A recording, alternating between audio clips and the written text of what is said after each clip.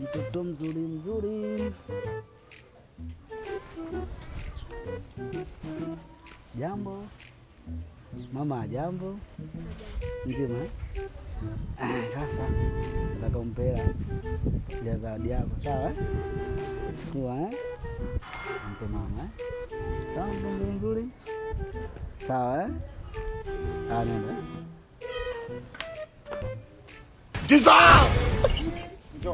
wapi? Wewe michezo yako unaijua muda.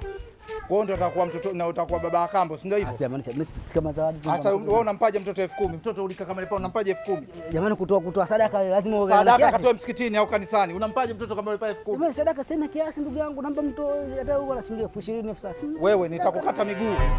Nitakukata miguu. Kama nimekosa nisamee mimi. Mke anauma unajua.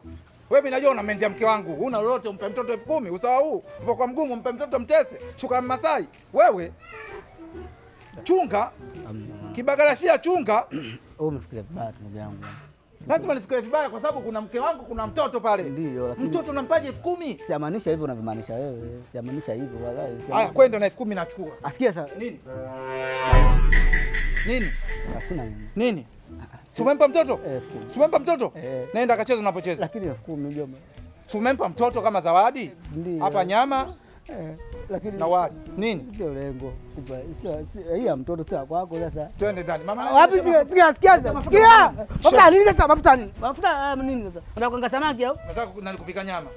Ndio nyama ushike mimi mkono? Twende. Achana mimi wewe. Mama mbele, mauti nyuma.